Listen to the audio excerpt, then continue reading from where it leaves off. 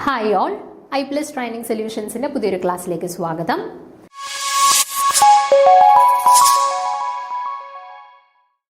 അപ്പോൾ നമ്മൾ നമ്മുടെ കെമിക്കൽ എക്സാമിനേഴ്സ് ലബോറട്ടറിയുടെ ക്വസ്റ്റ്യൻ ഡിസ്കഷനാണ് കണ്ടിന്യൂ ചെയ്യുന്നത്. ഏകദേശം ഒരു 19 ചോദ്യത്തോളം നമ്മൾ ഡിസ്കസ് ചെയ്തിട്ടുണ്ടായിരുന്നു. 20ാമത്തെ ചോദ്യം നോക്കാം. നമ്മുടെ പോളിമേഴ്സുമായിട്ട് ബന്ധപ്പെട്ടൊരു ചോദ്യമാണ്. ക്വസ്റ്റ്യൻ നോക്കിക്കേ. During the addition of polymerization the reaction proceeds via step growth process, free radical chain reaction, addition reaction, cascade process. അപ്പം അഡിഷൻ പോളിമറൈസേഷനകത്ത് ഏത് മെക്കാനിസമാണ് അവർ ഫോളോ ചെയ്യുന്നതെന്നാണ് ചോദിച്ചിട്ടുള്ളത്. ഓക്കെ, സ്റ്റെപ്പ് ഗ്രോത്ത് പ്രോസസ് ആണോ, ഫ്രീ റാഡിക്കൽ ചെയിൻ റിയാക്ഷൻസ് ആണോ, അഡിഷൻ റിയാക്ഷൻസ് ആണോ, കാസ്കേഡ് പ്രോസസ് ആണോ? ഇതിൽ ഏതാണ് addition polymerization? Okay, addition polymerization, condensation polymerization എന്നൊക്കെ പഠിച്ചിട്ടില്ലേ നമ്മൾ? അതിൽ അഡിഷൻ പോളിമറൈസേഷനിൽ അവർ ഫോളോ ചെയ്യുന്ന പാത്വേ ആണ് ചോദിച്ചിട്ടുള്ളത്. അപ്പം നമുക്ക് നോക്കാം ആൻസർ എന്താണെന്നുള്ളത്. നോക്കിക്കേ. Addition polymerization is a type of polymerization where monomers add together without the loss of small molecules. അപ്പോൾ അഡിഷൻ പോളിമറൈസേഷനും കണ്ടൻസേഷൻ പോളിമേഴ്സും തമ്മിലുള്ള പോളിമറൈസേഷനും തമ്മിലുള്ള ഡിഫറൻസ് അറിഞ്ഞിരിക്കണം. അഡിഷൻ പോളിമറൈസേഷൻ എന്ന് പറയുമ്പോൾ വ്യത്യസ്ത മോണോമേഴ്സിനെ പരസ്പരം ആഡ് ചെയ്യുകയാണ്. ഓക്കെ, ആഡ് ചെയ്യുന്ന സമയത്ത് ജസ്റ്റ് അവർ ആഡ് ചെയ്ത് അങ്ങ് പോവുകയാണ്.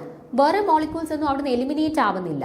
ഓക്കെ, ഇവിടെ ഒരാളുണ്ട്, രണ്ടുപേരെയും കൂടെ ചേർത്ത് വെക്കുന്ന സമയത്ത് ആ ചേരുന്ന പോയിന്റിൽ നിന്ന് വേറെ മോളിക്യൂൾസിനെ ഒന്നും പരസ്പരം എലിമിനേറ്റ് ചെയ്തു പോകുന്നില്ല. അങ്ങനെയുള്ള പോളിമറൈസേഷനെയാണ് നമ്മൾ അഡിഷൻ പോളിമറൈസേഷൻ എന്ന് പറയുന്നത്. എന്നാൽ കണ്ടൻസേഷൻ പോളിമറൈസേഷൻ എന്ന് പറയുമ്പോൾ ഒരു മോണോമർ അടുത്ത മോണോമർ പരസ്പരം ചേരുന്ന സമയത്ത് അവിടുന്ന് സ്മോളർ മോളിക്യൂൾസിലേക്ക് വാട്ടർ, ആൽക്കഹോൾ അതുപോലെയുള്ള ചില മോളിക്യൂൾസ് അവിടുന്ന് റിലീസ് ചെയ്തുകൊണ്ടാണ് അവർ പരസ്പരം കമ്പൈൻ ചെയ്യുന്നത്. അത്തരത്തിലുള്ള പോളിമറൈസേഷനെയാണ് നമ്മൾ കണ്ടൻസേഷൻ പോളിമറൈസേഷൻ എന്ന് പറയുന്നത്. ഓക്കെ, അഡിഷൻ പോളിമറൈസേഷനിൽ സ്മോൾ മോളിക്യൂൾസ് ഒന്നും റിലീസ് ആവുന്നില്ല. പരസ്പരം മോണോമേഴ്സ് പരസ്പരം കമ്പൈൻ ചെയ്തിട്ട് വലിയ പോളിമർ ഫോം ചെയ്യാൻ അവിടെ മോണോമേഴ്സിനെ ഒന്നും റിലീസ് ചെയ്യുന്നില്ല. ഓക്കെ, അപ്പം the most common mechanism for addition polymerization is the free radical reaction, which involves the formation of free radicals that initiate the polymerization process. Okay, അപ്പോൾ addition polymerizationന്റെ ഏറ്റവും important ആയിട്ടുള്ള mechanism എന്ന് പറയുന്നത് ഫ്രീ റാഡിക്കൽ മെക്കാനിസം ആണ്. Okay, addition polymerisation usually follow ചെയ്യുന്നത് free radical mechanism ആണ്. അതായത് അവിടെ ഒരു ഫ്രീ റാഡിക്കൽസ് ആണ് അഡിഷൻ പോളിമറൈസേഷൻ റിയാക്ഷൻസിനെ ഇനിഷ്യേറ്റ് ചെയ്യുന്നത്. ഓക്കെ, ഫ്രീ റാഡിക്കൽസ് ഇനിഷ്യേറ്റ് ചെയ്യുന്നത് കൊണ്ട് തന്നെ നമ്മൾ ഫ്രീ റാഡിക്കൽ മെക്കാനിസം ആണ് അവർ ഫോളോ ചെയ്യുന്നത്, അഡിഷൻ പോളിമറൈസേഷൻ റിയാക്ഷൻസ് ഫോളോ ചെയ്യുന്നതെന്ന് പറയാം. Okay, and this is a common mechanism in addition polymerization where a reactive free radical initiate the reaction which then propagate by adding monomer units to growing polymer chain until terminated. Okay, അപ്പോൾ reaction start ചെയ്യാനായിട്ട് അവിടെ നമ്മളൊരു free റാഡിക്കൽസിനെ use ചെയ്യുന്നു. അതിന് ശേഷം reactions എന്ത് ചെയ്യുന്നു? റിയാക്ഷനിൽ ഇവർ പരസ്പരം ആഡ് ചെയ്യുന്നു, പ്രൊപ്പഗേഷൻ നടക്കുന്നു, അതിനുശേഷം ഫൈനലി ടെർമിനേറ്റ് ചെയ്യുന്നു. നോർമലി നടക്കുന്ന റിയാക്ഷൻസിലെ പോലെ ഇനിഷ്യേഷൻ, പ്രൊപ്പഗേഷൻ, ടെർമിനേഷൻ. അവിടെ ഇനിഷ്യേഷൻ സ്റ്റെപ്പിൽ ഫ്രീ റാഡിക്കൽസിനെ യൂസ് ചെയ്യുന്നതുകൊണ്ടാണ് ഫ്രീ റാഡിക്കൽ മെക്കാനിസം എന്ന് പറയുന്നത്. ഓക്കെ, ഇനി സ്റ്റെപ്പ് ഗ്രോത്ത് പ്രോസസ് എന്ന് പറയുമ്പോഴത്തേന് സ്റ്റെപ്പ് ഗ്രോത്ത് പ്രോസസ്സ് യൂഷ്വലി എവിടെയാണ് യൂസ് ചെയ്യുന്നത്? സ്റ്റെപ്പ് ഗ്രോത്ത് പ്രോസസ്സ് നമ്മൾ കണ്ടൻസേഷൻ റിയാക്ഷൻസ് അല്ലെങ്കിൽ കണ്ടൻസേഷൻ പോളിമറൈസേഷൻ റിയാക്ഷൻസിലാണ് step growth process usually follow ചെയ്യുന്നത്. കാരണം കണ്ടൻസേഷൻ പോളിമറൈസേഷൻ റിയാക്ഷൻസിൽ മോണോമേഴ്സ് പരസ്പരം ചേരുമ്പം അവിടെ നിന്നും എന്തിനെ റിലീസ് ആക്കുന്നുണ്ട്? സ്മോൾ മോളിക്യൂൾസിലേക്ക് വാട്ടർ, ആൽക്കഹോൾസിനെയൊക്കെ എലിമിനേറ്റ് ചെയ്യുന്നുണ്ട്. അങ്ങനെയുള്ള റിയാക്ഷൻസ് ആണ് കണ്ടൻസേഷൻ റിയാക്ഷൻ. ആൻഡ് കണ്ടൻസേഷൻ റിയാക്ഷൻസിൽ അവർ ഫോളോ ചെയ്യുന്ന മെക്കാനിസം ആണ് step growth polymerization. Okay, and addition പോളിമറൈസേഷനിൽ അവർ ഫോളോ ചെയ്യുന്ന മെക്കാനിസം ആണ് ഫ്രീ റാഡിക്കൽ മെക്കാനിസം. തിരിഞ്ഞു പോരുത് കേട്ടോ രണ്ടുകൂടെ തമ്മിൽ. അപ്പോൾ ഇവിടെ ഏതാ കറക്റ്റ് ആൻസർ ആയിട്ട് വരുന്നത്? Option B, free radical mechanism. Addition polymerisation അല്ലേ ചോദിച്ചത്. ഇനിയിപ്പോൾ കണ്ടൻസേഷൻ പോളിമറൈസേഷൻ ആയിരുന്നു ചോദ്യത്തിൽ ചോദിച്ചതെങ്കിൽ ആൻസർ എന്ത് വന്നേനെ? Option A, step growth polymerization വന്നേനെ. ഓക്കെ, അടുത്ത ചോദ്യം നോക്കുക. നമ്മുടെ ബിയർ ലാംബർട്ട് ലോയുമായിട്ട് ഫോട്ടോ കെമിസ്ട്രി റിലേറ്റഡ് ആയിട്ടുള്ള ഒരു ചോദ്യമാണ്. Which of the following will not result in deviation from Beer's law? അപ്പോൾ ബിയേഴ്സ് ലോയിൽ ഡീവിയേഷൻ ഉണ്ടാക്കാത്ത ഫാക്ടർ ഏതാണ്? ഡീവിയേഷൻ ഉണ്ടാക്കുന്ന ഫാക്ടറിനെ അല്ല ചോദിച്ചിരിക്കുന്നത്, ഡീവിയേഷൻ ഉണ്ടാക്കാത്ത ഫാക്ടർ ഏതാണ് എന്നാണ് ചോദ്യം. Change in refractive index of the medium ആണോ, dissociation of the analyte on dilution ആണോ, പോളിക്രോമാറ്റിക് ലൈറ്റ് ആണോ, path length of the cuvette ആണോ? ഇതിലേത് ഫാക്ടറാണ് പ്രത്യേകിച്ച് ബിയേഴ്സ് ലോയിൽ മാറ്റങ്ങളൊന്നും വരുത്താത്ത ഫാക്ടർ അല്ലെങ്കിൽ ഇൻഡിപെൻഡന്റ് ആയിട്ടുള്ള ഫാക്ടർ? ബിയേഴ്സ് ലോയിൽ ഇൻഡിപെൻഡന്റ് ആയിട്ടുള്ള ഫാക്ടർ ഏതാണ് എന്നാണ് ചോദ്യം. ഓക്കെ, അപ്പോൾ നമ്മുടെ ബിയേഴ്സ് ലാംബർട്ട്സ് ലോ അനുസരിച്ചിട്ട് നമ്മുടെ ഇക്വേഷൻ നിങ്ങൾക്കറിയാം. Absorbance is equal to epsilon into c into l ആണ് ഇക്വേഷൻ. അല്ലെ? Epsilon molar absorptivity coefficient, c എന്ന് പറയുന്ന കോൺസെൻട്രേഷൻ, എൽ എന്ന് പറയുന്ന പാത്ത് ലെങ്ത്. എന്തിന്റെ പാത്ത് ലെങ്ത് ആണ്? വരുന്ന ലൈറ്റിന്റെ പാത്ത് ലെങ്ത്. ക്യുവറ്റിന്റെ പാത്ത് ലെങ്ത് ആണോ? അല്ല, വരുന്ന ലൈറ്റിന്റെ പാത്ത് ലെങ്ത് ആണ്. ഓക്കെ, അപ്പൊ നോക്കിക്കേ, Beer's law states that absorbance is directly proportional to the concentration of the analyte and the path length of cuvette ആണോ? അല്ല, path length of the light through the sample. So the constant path length will not cause deviation from the linear relationship. Okay, അപ്പോൾ നോക്കിക്കേ, നമ്മുടെ ഓപ്ഷനിൽ തന്നിട്ടുള്ളത് ആരാണ്? Path length of CUET ആണ്. ക്യുവറ്റിന്റെ path ലെങ്തിനെ depend ചെയ്യുന്നുണ്ടോ? ഇല്ല, പാത്ത് ലെങ്ത് ഓഫ് ലൈറ്റിനെയാണ് ഡിപ്പെൻഡ് ചെയ്യുന്നത്. അപ്പോൾ നമുക്ക് മനസ്സിലായി പാത്ത് ലെങ്ത് ഓഫ് ക്യുവറ്റിന് ഇൻഡിപെൻഡന്റ് ആണ് മനസ്സിലായി. ബാക്കി ഓപ്ഷൻസ് കൂടെ നോക്കാം. The change in refractive index can affect the interaction of light with the sample, leading to deviations from Beer's law, especially at a higher concentration. ഇനി റിഫ്രാക്റ്റീവ് ഇൻഡെക്സസിൽ change വരുത്തുകയാണെന്നുണ്ടെങ്കിൽ, നമ്മൾ refractive ഇൻഡെക്സിൽ ചേഞ്ച് വരുത്തുകയാണ് എന്നുണ്ടെങ്കിൽ it leading to deviations in Beer's law. തീർച്ചയായിട്ടും refractive ഇൻഡെക്സിൽ change വരുത്തുമ്പോൾ അതിന് കറസ്പോണ്ടിങ് ആയിട്ട് ലൈറ്റുമായിട്ടുള്ള ഇന്ററാക്ഷൻസിൽ വ്യത്യാസങ്ങൾ വരും. അതിന്റെ ഫലമായിട്ട് ബിയേഴ്സ് ലോയിൽ നിന്നും ഡീവിയേഷൻസ് സംഭവിക്കാം. ഓക്കെ, സോ റിഫ്രാക്റ്റീവ് ഇൻഡെക്സ് എന്ന് പറയുന്നത് ബിയേഴ്സ് ലോയിൽ ഡീവിയേഷൻ വരുത്തുന്ന ഒരു ഫാക്ടറാണ്. അതേപോലെ അടുത്തത് ഡിസോസിയേഷൻ സംഭവിക്കുകയാണ് എന്നുണ്ടെങ്കിൽ it changes its chemical composition and therefore its ability to absorb light causing deviation from the Beer's law. എന്താ സംഭവിക്കുന്നത്? ഇപ്പൊ ഇൻ കേസ് അവർ ഡിസോസിയേറ്റ് ചെയ്യുവാണ്, ഡൈല്യൂഷൻ ചെയ്യുന്ന സമയത്ത് ഇവർക്ക് ഡിസോസിയേഷൻ സംഭവിക്കുകയാണ് എന്നുണ്ടെങ്കിൽ എന്ത് സംഭവിക്കും? തീർച്ചയായിട്ടും അവരുടെ കെമിക്കൽ കോമ്പോസിഷൻ ചേഞ്ച് ആവും. കെമിക്കൽ കോമ്പോസിഷൻ ചേഞ്ച് ആവുന്നതിന്റെ ഫലമായിട്ട് എന്ത് സംഭവിക്കും? കെമിക്കൽ കോമ്പോസിഷൻ ചേഞ്ച് ആവുക മീൻസ് അവിടെ കോൺസെൻട്രേഷനിൽ വ്യത്യാസം വരും. കോൺസെൻട്രേഷനിൽ വ്യത്യാസം വന്നു കഴിഞ്ഞാൽ എന്തായാലും ബിയേഴ്സ് ലോയിൽ ഡീവിയേഷൻ സംഭവിക്കും. ഓക്കെ, അടുത്തത് പോളിക്രോമാറ്റിക് ലൈറ്റ്. നോക്കിക്കേ, നമ്മൾ എന്ത് ടൈപ്പ് ഓഫ് ലൈറ്റ് റേഡിയേഷൻസിനെയാണ് ഇവിടെ യൂസ് ചെയ്യുന്നത്? സിംഗിൾ വേവ് ലെങ്ത് ഉള്ള മോണോക്രോമാറ്റിക് ലൈറ്റ് റേഡിയേഷൻസിനെയാണ് യൂസ് ചെയ്യുന്നത്. അപ്പോൾ ഒരു പോളിക്രോമാറ്റിക് ലൈറ്റിനെ കൊടുത്തു കഴിഞ്ഞാൽ ഡീവിയേഷൻസ് വരുമോ? തീർച്ചയായിട്ടും വരും. ഓക്കെ, അപ്പം ബാക്കിയുള്ള ഫാക്ടേഴ്സ്, ഇപ്പോൾ പോളിക്രോമാറ്റിക് ലൈറ്റ് ആയിക്കോട്ടെ, ബിയേഴ്സ് ലോയിൽ ഡീവിയേഷൻസ് വരുത്തുന്നുണ്ട്. റിഫ്രാക്റ്റീവ് ഇൻഡെക്സ് ആയിക്കോട്ടെ, ഡീവിയേഷൻസ് വരുത്തുന്നുണ്ട്. ഡിസോസിയേഷൻ നടന്നാലാവട്ടെ ഡീവിയേഷൻ സംഭവിക്കുന്നുണ്ട്. അപ്പോൾ എന്ത് ഫാക്ടർ മാറ്റുമ്പോൾ മാത്രമാണ് ചേഞ്ച് വരാതിരിക്കുന്നത്? ചേഞ്ച് വരാതിരിക്കുന്നത് ആകെ ഏത് ഫാക്ടറിൽ മാത്രമാണ്? Path length of CUET. ഇനിയിപ്പോൾ പാത്ത് ലെങ്ത് ഓഫ് ലൈറ്റ് എന്ന് പറയുന്നെങ്കിൽ തീർച്ചയായിട്ടും ഡിപ്പെൻഡ് ചെയ്യുന്നത്, കാരണം A = എപ്സിലോൺ × C × L ആണ്. അവിടെ L എന്ന് പറയുന്നത് പാത്ത് ലെങ്ത് ആണ്, എന്തിന്റെ? ലൈറ്റിന്റെ. ഓക്കെ, അപ്പോൾ പാത്ത് ലെങ്ത് ഓഫ് ക്യുവറ്റിനെ ഡിപ്പെൻഡ് ചെയ്യുന്നില്ല. സോ അതാണ് ഇൻഡിപെൻഡന്റ് ആയിട്ടുള്ള ഫാക്ടർ കേട്ടോ, ഓപ്ഷൻ ഡി. ഓക്കെ ആണേ. അടുത്ത ചോദ്യം, ഇതും നമ്മുടെ സ്പെക്ട്രോസ്കോപ്പി റിലേറ്റഡ് ആയിട്ടുള്ള ചോദ്യം, 5ാമത്തെ ചോദ്യമാണ് സ്പെക്ട്രോസ്കോപ്പി റിലേറ്റഡ് ആയിട്ട്. നോക്കിക്കേ, അപ്പം ഇനി അടുത്ത എക്സാമിന് പ്രിപ്പയർ ചെയ്യുന്ന സമയത്ത് നിങ്ങൾ പ്രത്യേകം ശ്രദ്ധിക്കേണ്ട കാര്യം, സ്പെക്ട്രോസ്കോപ്പിക്ക് കുറച്ചധികം ഇമ്പോർട്ടൻസ് കൊടുക്കാനായിട്ട് ശ്രദ്ധിച്ചോണം കേട്ടോ. ഇവിടെ തന്നെ സ്പെക്ട്രോസ്കോപ്പി റിലേറ്റഡ് ആയിട്ട് കുറേ ചോദ്യം ചോദിച്ചിട്ടുണ്ട്. അപ്പം നിങ്ങൾ പഠിക്കുന്ന സമയത്ത് സ്പെക്ട്രോസ്കോപ്പിക്ക് അത്യാവശ്യം നല്ല ഇമ്പോർട്ടൻസ് കൊടുക്കാനായിട്ട് ശ്രദ്ധിക്കണം കേട്ടോ. അപ്പോൾ നോക്കിക്കേ, the ratio of the relative intensities of signals in the first order carbon NMR spectrum of CD3Cl. അപ്പോൾ ഫസ്റ്റ് ഓർഡർ കാർബൺ NMR സ്പെക്ട്രത്തിൽ റിലേറ്റീവ് ഇന്റൻസിറ്റീസിന്റെ റേഷ്യോ ആണ് ചോദിച്ചിട്ടുള്ളത്. അതായത് ഇത്രേ ഉദ്ദേശിക്കുന്നുള്ളൂ, നമുക്കിപ്പോൾ ഒരു NMR സിഗ്നല് 3ആയിട്ട് സ്പ്ലിറ്റ് ചെയ്തു, അല്ലെങ്കിൽ ഇപ്പം 5ആയിട്ട് സ്പ്ലിറ്റ് ചെയ്ത് ഓരോ സിഗ്നലിന്റെയും റേഷ്യോസ്, അതാണ് ഇവിടെ ചോദിച്ചിരിക്കുന്നത്. അതാണ് ഇന്റൻസിറ്റീസ് എന്ന് ഇവിടെ ഉദ്ദേശിച്ചിരിക്കുന്നത് കേട്ടോ. സ്പ്ലിറ്റ് ചെയ്ത് ഫോം ചെയ്യുന്ന ഓരോ സിഗ്നലിന്റെയും ഇന്റൻസിറ്റീസ്, അത് നമ്മൾ പാസ്കൽസ് ട്രയാങ്കിൾ എന്ന് പറയുന്ന ഒരു മാത്തമാറ്റിക്കൽ ഒരു ട്രയാങ്കിൾ പോലെയുള്ള ഒരു ഇതുണ്ട് നമ്പേഴ്സിന്റെ. അപ്പോൾ അത് വെച്ചിട്ടാണ് നമ്മൾ യൂഷ്വലി NMR സിഗ്നലിൽ ഇപ്പോൾ അവർ 3ആയിട്ട് സ്പ്ലിറ്റ് ചെയ്യുവാണെങ്കിൽ ആ സ്പ്ലിറ്റ് ചെയ്യുന്ന സിഗ്നൽസിന്റെ റേഷ്യോ എന്ത്, 5ആയിട്ട് സ്പ്ലിറ്റ് ചെയ്യുകയാണെങ്കിൽ അതിന്റെ റേഷ്യോ എന്ത്, അത് കണ്ടുപിടിക്കുന്നത്. ഓക്കെ, അപ്പോൾ അത് ഇപ്പം നിങ്ങൾ പഠിച്ചിട്ടുണ്ട് NMR സ്പെക്ട്രോസ്കോപ്പിയിൽ. ഇപ്പൊ ഹൈഡ്രജന്റെ ഒക്കെ കേസിലാണെന്നുണ്ടെങ്കിൽ I വാല്യൂ എന്ന് പറയുന്നത് 1/2 ആണ്. ഡ്യൂറ്റീരിയത്തിന്റെ ഒക്കെ കേസിലാണെന്നുണ്ടെങ്കിൽ I വാല്യൂ എന്ന് പറയുന്നത് 1 ആണ്. ഓക്കെ, അപ്പൊ I വാല്യൂ 1/2 വരുന്നവരുടെ കേസിലുള്ള സ്പ്ലിറ്റിങ്ങിന്റെ ഇന്റൻസിറ്റി ആയിരിക്കത്തില്ല I വാല്യൂ 1 വരുന്നവരുടെ കേസിലുള്ള സ്പ്ലിറ്റിങ്ങിന്റെ ഇന്റൻസിറ്റി. ഓക്കെ, അപ്പൊ I വാല്യൂ 1/2 വരുന്നവരുടെ പാസ്കൽസ് ട്രയാങ്കിളും പഠിച്ചിരിക്കണം. I വാല്യൂ 1 വരുന്നവരുടെ ഈ ട്രയാങ്കിൾ, പാസ്കൽസ് ട്രയാങ്കിൾ എങ്ങനെയാണ് സ്പ്ലിറ്റിംഗ് നടക്കുന്നത് എന്നുള്ള പാറ്റേണും പഠിച്ചു വെച്ചിരിക്കണം. ഓക്കെ, അപ്പോൾ ഞാൻ അതിനൊരു ഇവിടെ കൊടുത്തിട്ടുണ്ട്, പാറ്റേൺ കൊടുത്തിട്ടുണ്ട്. അത് കുറച്ചുകൂടെ ഒന്ന് ഈസി ആയിട്ട് പഠിക്കാനുള്ള മാർഗം പറഞ്ഞുതരാം.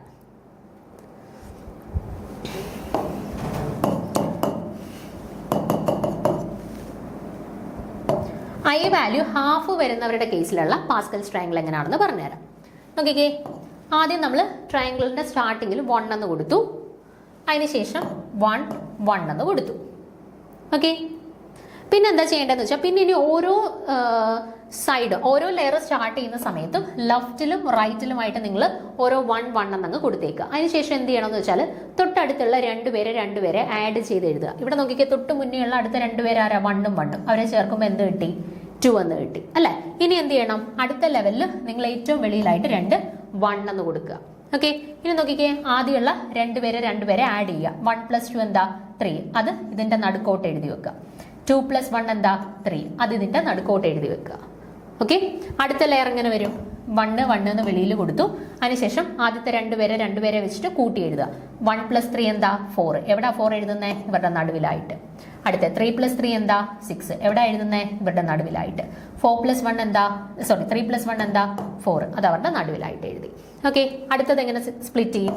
വെളിയിലോട്ട് 1 1 എന്ന് കൊടുത്തു, ദെൻ 1 + 4 5 നടുവിലോട്ട് എഴുതി. 4 + 6 10, 6 + 4 10, 4 + 1 5. ഓക്കെ, അപ്പൊ ഐ വാല്യൂ ഹാഫ് വരുന്നവരുടെ കേസിൽ രണ്ടായിട്ടാണ് സിഗ്നൽ സ്പ്ലിറ്റ് ചെയ്യുന്നതെങ്കിൽ അതിന്റെ റേഷ്യോ എന്താണ്? 1:1 എന്നാണ് റേഷ്യോ. ഓക്കെ, ഇനി സിഗ്നൽ 3ആയിട്ടാണ് സ്പ്ലിറ്റ് ചെയ്യുന്നത്. ഐ വാല്യൂ ഹാഫ് വരുന്നവരുടെ കേസിൽ സിഗ്നൽ 3ആയിട്ടാണ് സ്പ്ലിറ്റ് ചെയ്യുന്നതെങ്കിൽ അതിന്റെ റേഷ്യോ 1:2:1 ആയിരിക്കും. സിഗ്നലിനെ 4ആയിട്ടാണ് സ്പ്ലിറ്റ് ചെയ്യുന്നുണ്ടെങ്കിൽ 1:3:3:1 റേഷ്യോയിലായിരിക്കും.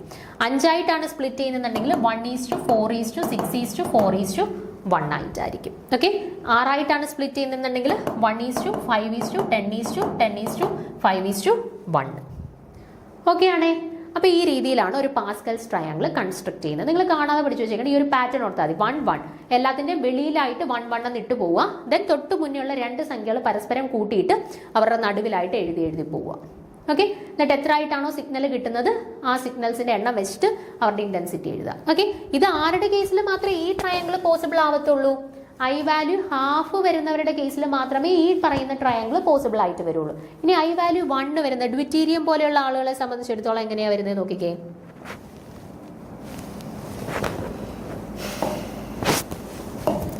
I=1 വരുന്നവരെ സംബന്ധിച്ചിടത്തോളം അപ്പോൾ ഡ്വിറ്റീരിയത്തിന്റെ കേസാണ്. അപ്പോൾ ആദ്യം അവരുടെ കേസിൽ മിനിമം 3 സിഗ്നൽസ് കാണും. കാരണം 2ni + 1ന് 2 × 1 അറ്റ്ലീസ്റ്റ് എന്നിന്റെ ഏറ്റവും ലീസ്റ്റ് വാല്യൂ എന്ന് പറയുന്നത് 1 അല്ലേ. അപ്പം 1 + 1 എന്ന് കൊടുത്താൽ തന്നെ എന്താ വരുന്നത്? 2 + 1 3 എന്നാ വരുന്നത്. അപ്പം ഐയുടെ വാല്യൂ 1 വരുന്ന സമയത്ത് അറ്റ്ലീസ്റ്റ് 3 സിഗ്നൽസ് അവർക്ക് ഉണ്ടാവും. അപ്പം 1 1 1 എന്ന് വേണം സ്റ്റാർട്ട് ചെയ്യാനായിട്ട്. ഓക്കെ, ദെൻ അതിനുശേഷം ഇവിടെ എന്താ I=1/2 വരുന്ന സമയത്ത് നമ്മൾ എത്ര പേരെയായിരുന്നു പരസ്പരം ആഡ് ചെയ്ത് പോയത്? നമ്മൾ പരസ്പരം ആഡ് ചെയ്ത് പോയത് 3 പേരെയാണ് പരസ്പരം ആഡ് ചെയ്ത് പോയത് അല്ലേ. സോറി, 2 പേരെയാണ് ആഡ് ചെയ്ത് പോയത്.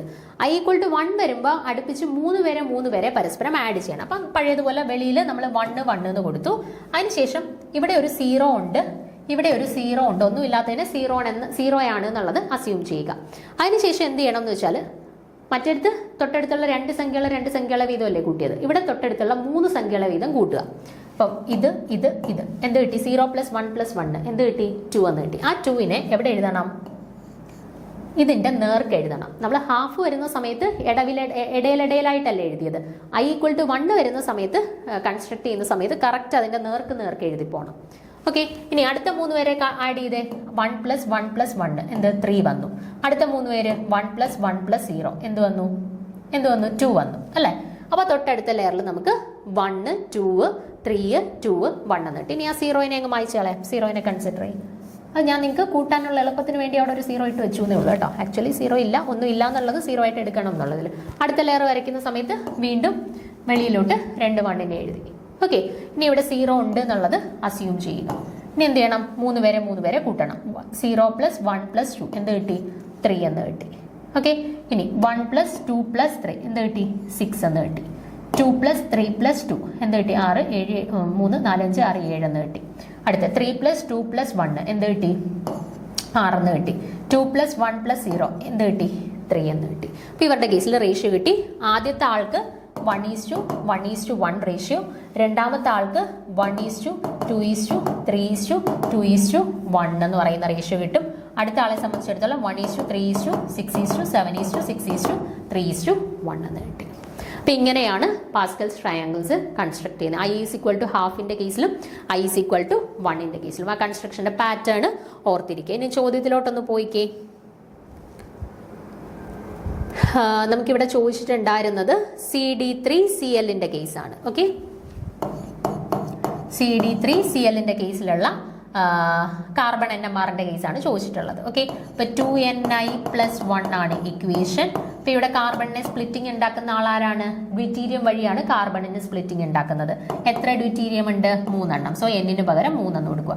ഡ്യൂറ്റീരിയത്തിന്റെ കേസിലുള്ള ഐയുടെ വാല്യൂ എന്താണ്? 1. അപ്പൊ ഐയുടെ അടുത്ത് 1 ഇട്ട് കൊടുക്കുക.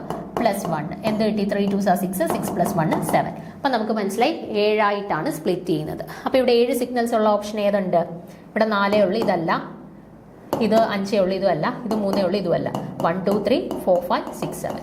ഓക്കെ, അപ്പോൾ ആ സിഗ്നലിന്റെ ഇന്റൻസിറ്റി നിങ്ങൾക്ക് അറിയത്തില്ലെങ്കിൽ പോലും 7 ആയിട്ടാണ് സ്പ്ലിറ്റ് ചെയ്യുന്നത് എന്നത് വെച്ചിട്ട് 7 റേഷ്യോ വരുന്നത് ഓപ്ഷൻ എ മാത്രമേ ഉള്ളൂ. സോ അതാണ് കറക്റ്റ് ആൻസർ. ആൻഡ് അവരുടെ സ്പ്ലിറ്റിംഗ് 7 ആണെന്ന് മനസ്സിലായി കഴിഞ്ഞാൽ നമ്മൾ എന്ത് ചെയ്താൽ മതി? നേരെ ഇത് വരച്ചു നോക്കുക. ഇത് വരച്ചു നോക്കുമ്പോൾ I=1 കറസ്പോണ്ടിങ് അല്ലേ നോക്കണ്ടേ? അപ്പോൾ ഇതാണ് നോക്കണ്ടേ, ഇതല്ല. ഇത് I=1/2 കറസ്പോണ്ടിങ്, അതല്ല നോക്കണ്ടേ. I=1 ആണ്, ഇതാണ് നോക്കണ്ടേ. ഇതിൽ 7 വരുന്നത് നോക്കിയാൽ 1 2 3 4 5 6 7 ഇതാണ് 7 എണ്ണം വരുന്നത്. അപ്പോൾ 1:3:6:7:6:3:1 അതാണ് ആൻസർ ആയിട്ട് വന്നിട്ടുള്ളത്. സിമ്പിൾ അല്ലായിരുന്നോ? ബുദ്ധിമുട്ടില്ലല്ലോ. ഓക്കെ, അടുത്ത 23ാമത്തെ ചോദ്യം നോക്കുക. Configurations of carbon atoms C3 and C4 in D ribose. അപ്പൊ ഡി റൈബോസിനകത്ത് 3ാമത്തെ കാർബണിന്റെയും 4ാമത്തെ കാർബണിന്റെയും കോൺഫിഗറേഷൻസ് ആണ് ചോദിച്ചിട്ടുള്ളത്. 3ാമത്തെ കാർബണിന്റെയും 4ാമത്തെ കാർബണിന്റെയും കോൺഫിഗറേഷൻസ്. അപ്പൊ അത് കണ്ടുപിടിക്കണമെങ്കിൽ ആദ്യം നമുക്ക് എന്തറിയണം? ഡി റൈബോസിന്റെ സ്ട്രക്ചർ അറിയണം. ഓക്കെ, ഡി റൈബോസിന്റെ സ്ട്രക്ചർ അറിയണം. അപ്പൊ നമ്മുടെ സ്ട്രക്ചർ ഞാൻ ദാ ഇവിടെ കൊടുത്തിട്ടുണ്ട്. ഇതാണ് ഡി റൈബോസിന്റെ സ്ട്രക്ചർ വരുന്നത്. 5 കാർബൺ ആറ്റംസ് ഉണ്ട്. അതിൽ ഇവിടെ CHO ആണ്, ആൽഡിഹൈഡ് ആണ് വരുന്നത്. പിന്നെ HOH താഴെ CH2OH. ഇങ്ങനെയാണ് സ്ട്രക്ചർ വരുന്നത്. ഇനി നമുക്ക് ഏത് 2 കാർബൺസിന്റെ ആയിരുന്നു ചോദിച്ചിരുന്നത്? C3യും C4ഉം. 3ാമത്തെ കാർബണും 4ാമത്തെ കാർബണും ആയിരുന്നു. അപ്പൊ 1 2 3 ഇതാണ് 3ാമത്തെ കാർബൺ, ഇതാണ് 4ാമത്തെ കാർബൺ. ഇവരുടെ രണ്ടിന്റെയാണ് കണ്ടുപിടിക്കേണ്ടത്. ആദ്യം നമുക്ക് 3ാമത്തെ കാർബണിന്റെ ഒന്ന് നോക്കാം. ഇതാണ് 3ാമത്തെ കാർബൺ.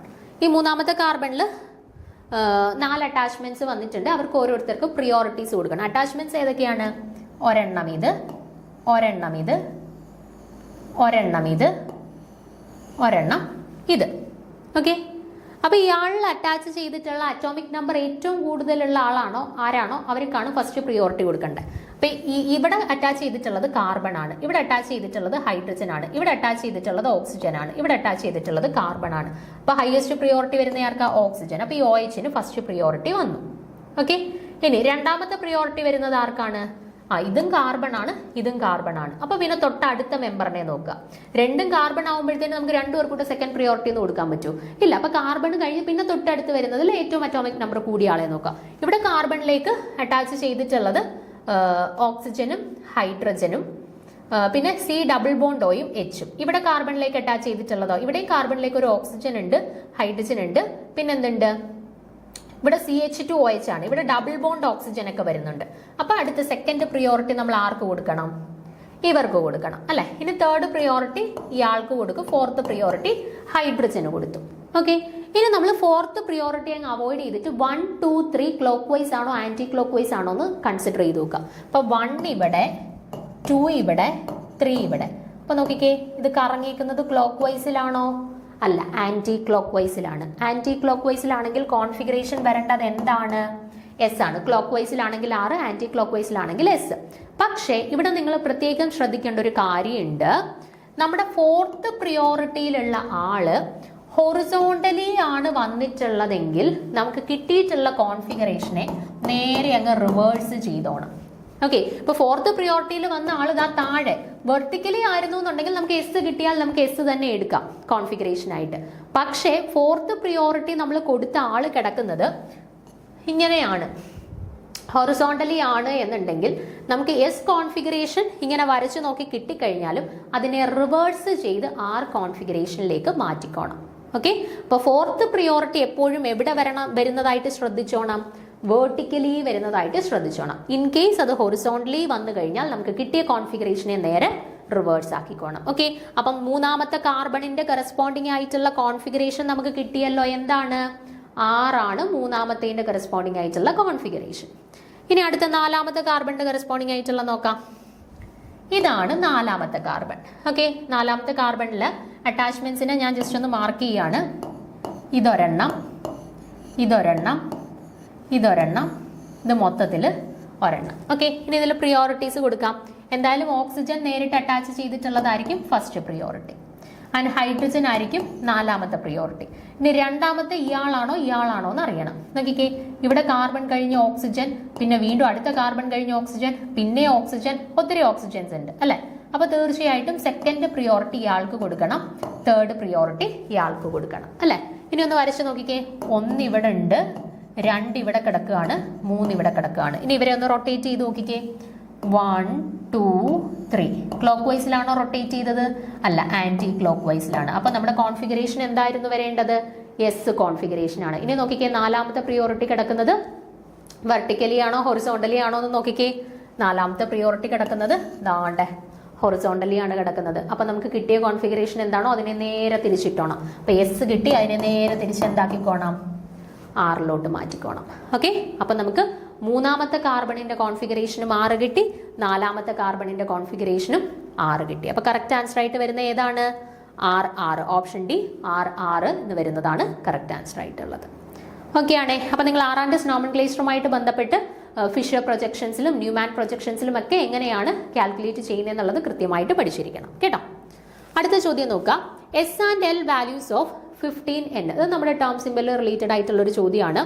നൈട്രജന്റെ ഐസോടോപ്പ് ആണ് തന്നിട്ടുള്ളത്, 15 മാസ് വരുന്ന നൈട്രജൻ. അവരുടെ എസ് വാല്യൂ കണ്ടുപിടിക്കണം, എൽ വാല്യൂ കണ്ടുപിടിക്കണം. ബുദ്ധിമുട്ടുണ്ടോ? ഇല്ലല്ലോ. നൈട്രജൻ ആണ്, അവരുടെ അറ്റോമിക മാസ് 15 ആണ്, ഐസോടോപ്പ് ആണെന്ന് തന്നിട്ടുണ്ട്. നമുക്ക് പക്ഷേ എസ് വാല്യൂ എൽ വാല്യൂ കണ്ടുപിടിക്കുന്നതിന് അത് വല്ലതും വേണോ? വേണ്ട. നൈട്രജന്റെ അറ്റോമിക നമ്പർ എത്ര ആണെന്നുള്ളത് മാത്രം അറിഞ്ഞിരുന്നാൽ മതി. എത്രയാ? 7 ആണ് അല്ലെ. അപ്പൊ നൈട്രജന്റെ കേസിൽ കോൺഫിഗറേഷൻ എന്താ വരിക? 1s2 2s2 2p 3 എന്നാണ് വരുന്നത് കോൺഫിഗറേഷൻ അല്ലെ. അപ്പൊ 2p3 വരച്ചു. പിയില് 3 ഇലക്ട്രോൺസിനെ ഫില്ല് ചെയ്തു. 1 2 3. ഓക്കെ, എസ് വാല്യൂ കണ്ടുപിടിക്കാമല്ലോ. എന്താണ്? എസ് വാല്യൂ എന്ന് പറയുന്നത് 1/2 1 1/2, അതായത് 3/2 അല്ലെ. എൽ വാല്യൂ എന്താ വരുന്നത്? ഇവിടെ 0, ഇവിടെ +1, ഇവിടെ -1. അപ്പൊ +1 0 -1, ടോട്ടൽ വാല്യൂ എന്ത് വന്ന്? 0 വന്ന്. പ്രശ്നമുണ്ടോ? ഇല്ല. നമുക്ക് എസ് വാല്യൂ എന്ന് പറയുന്നത് ഓരോ ഇലക്ട്രോൺസിനെയും കൗണ്ട് ചെയ്താൽ മതി. ഓരോന്നിന്റെയും വാല്യൂ ഹാഫ് ആണ്. ഹാഫ് 3/2. ഇനി അടുത്ത എൽ വാല്യൂ നോക്കുമ്പോൾ പിയിൽ 3 ഓർബിറ്റൽസ് ആണുള്ളത്. അത് +1 0 -1 ആണ്. അപ്പൊ +1 ഒരെണ്ണം -1 ഒരെണ്ണം, ടോട്ടലി എന്തായി? വാല്യൂ 0 ആയി. മനസ്സിലായില്ലേ? അപ്പൊ 3/2 0 എന്ന് കിട്ടി. അപ്പൊ കറക്റ്റ് ആൻസർ നോക്കിക്കേ, ഓപ്ഷൻ ബി 3/2 0 എന്നുള്ളതാണ് കറക്റ്റ് ആൻസർ ആയിട്ട് വരുന്നത് കേട്ടോ. ഓപ്ഷൻ ബി 3/2 0 എന്നുള്ളതാണ്. ഓക്കെ, അടുത്ത ചോദ്യം നോക്കാം. അടുത്ത നമുക്ക് പി എച്ചുമായിട്ട് റിലേറ്റ് ചെയ്തിട്ടുള്ള ഒരു ചോദ്യമാണ്, എളുപ്പമുള്ള ചോദ്യമാണ്. നോക്കിക്കേ, P H of an aqua solution containing H+ concentration 3 × 10⁻³ അപ്പൊ H+ അയോൺസിന്റെ കോൺസെൻട്രേഷൻ തന്നിട്ടുണ്ട്. എത്രയാണ്? 3 × 10⁻³ അത് ഉപയോഗിച്ചുകൊണ്ട് പി എച്ച് കണ്ടുപിടിക്കാനായിട്ടാണ് ചോദ്യം. ഓക്കെ, എങ്ങനെ കണ്ടുപിടിക്കാൻ നോക്കിക്കേ.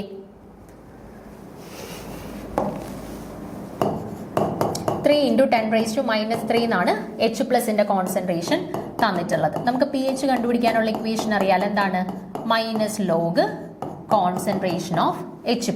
ഓക്കെ, അപ്പൊ -log 3 × 10⁻³ എന്ന് കൊടുക്കാം. ഓക്കെ, ഇനി നിങ്ങൾക്ക് അറിയാലോ log AB-നെ നമുക്ക് എങ്ങനെ എഴുതാം? log A + log B എന്ന് എഴുതിക്കൂടെ? ഇവിടെ log 3 × 10⁻³ നമുക്ക് എങ്ങനെ എഴുതാം? log 3 + log 10⁻³ എന്ന് എഴുതാം അല്ലെ. log AB-നെ log A + log B എന്ന് എഴുതാമെങ്കിൽ പിന്നെ log 3 × 10⁻³ log 3 + log 10⁻³ എന്ന് എഴുതിക്കൂടെ? അപ്പൊ എന്ത് വരും? മൈനസ് ഉണ്ടായിരുന്നു വെളിയിൽ, അത് കോമൺ ആയിട്ട് വെളിയിലിട്ടു. ദെൻ log 3 പ്ലസ് ലോഗ് 10⁻³ ഓക്കെ. ഇനി മൈനസ് അകത്തോട്ട് മൾട്ടിപ്ലൈ ചെയ്യാം. അപ്പം minus log 3 plus into minus minus log 10⁻³ എന്ന് കിട്ടി. ഓക്കെ. ഇനി മൈനസ് ലോഗ് 3 മൈനസ് ലോഗ് 10² നമുക്ക് എങ്ങനെ എഴുതാം? 2 ഇൻറ്റു ലോഗ് 10 എന്ന് എഴുതാം അല്ലേ. ലോഗ് 10⁻10 എങ്ങനെ എഴുതാം? 10 ഇൻറ്റു ലോഗ് 10 എന്ന് എഴുതാം അല്ലേ. അതേപോലെ ലോഗ് 10⁻³ എങ്ങനെ എഴുതാം? -3 ഇൻറ്റു ലോഗ് 10 എന്ന് എഴുതാം അല്ലേ. അപ്പൊ ഇവിടെ ലോഗ് 10⁻³ എങ്ങനെ എഴുതാം? -3 ഇൻറ്റു ലോഗ് 10 എന്ന് എഴുതാം. അപ്പൊ 2 മൈനസ് അടുത്തടുത്ത് വന്നപ്പോഴത്തേന് എന്തായി? അത് പ്ലസ് ആയി അല്ലേ. അപ്പൊ നോക്കിക്കേ, 3 ഞാൻ ഈ പ്ലസ് വരുന്നതിനെ ആദ്യം എടുത്ത് എഴുതുകയാണേ. 3 log 10 minus log 3. 3 into log 10ന്റെ വാല്യൂ എന്താണ്? 1. അപ്പൊ 3 ഇൻറ്റു 1 3 മൈനസ് ലോഗ് 3 എന്ന് കിട്ടി അല്ലേ. അപ്പൊ 3 മൈനസ് ലോഗ് 3 എന്ന് കിട്ടി. അപ്പൊ നിങ്ങൾ ലോഗ് 2 ലോഗ് 3 പിന്നെ ലോഗ് 5 ലോഗ് 10 ഇത്രയും വാല്യൂസ് ഒന്ന് പഠിച്ചു വെച്ചേക്കണം. Log 1 log 2 log 3 log 5 log 10 അത്യാവശ്യം അത്രേന്റെ ഒന്ന് പഠിച്ചു വെച്ചേക്കാം. അപ്പൊ ഇവിടെ നോക്കിക്കേ, നമുക്ക് 3 ലോഗ് 10 മൈനസ് ലോഗ് 3 എന്നല്ലേ കിട്ടിയത്. അപ്പൊ 3 ഇൻറ്റു ലോഗ് 10ന്റെ വാല്യൂ 1 മൈനസ് ലോഗ് 3യുടെ വാല്യൂ 0.477 ആണ് കേട്ടോ. അപ്പൊ 3യിൽ നിന്നും 0.477 കുറയ്ക്കുമ്പോഴത്തേന് നമുക്ക് 0.523 എന്ന് കിട്ടും. ഓക്കെ, 0.523 എന്ന് കിട്ടി. സോ 0.523 ഓപ്ഷൻ ബി ആണ് കറക്റ്റ് ആൻസർ ആയിട്ട് ഇവിടെ വരുന്നത്. ഓക്കെ, 0.523 ഓക്കെ ആണേ. ഇത് വളരെ ഈസി ആയിട്ടുള്ള ചോദ്യമാണ്. നിങ്ങൾക്ക് എല്ലാവർക്കും അറിയത്തില്ലേ പി എച്ച് കണ്ടുപിടിക്കാനുള്ള equation minus log concentration of H+ ആണെന്ന്. ആൻഡ് H+ന്റെ ചോദ്യത്തിൽ തന്നിട്ടുണ്ട്, വാല്യൂ തന്നിട്ടുണ്ട്. ഡയറക്റ്റ് സബ്സ്റ്റിറ്റ്യൂഷൻ ആണ്. വളരെ ഈസി ആയിട്ട് ആൻസർ കിട്ടുന്ന ഒരു ചോദ്യമായിരുന്നു. ഓക്കെ, ക്ലിയർ ആണല്ലോ. അപ്പോൾ ബാക്കി ഒരു 3-4 ചോദ്യങ്ങളൂടെ ഉണ്ട്. അത് നമുക്ക് അടുത്ത ക്ലാസ്സിൽ ഡിസ്കസ് ചെയ്യാം. Okay, thank you.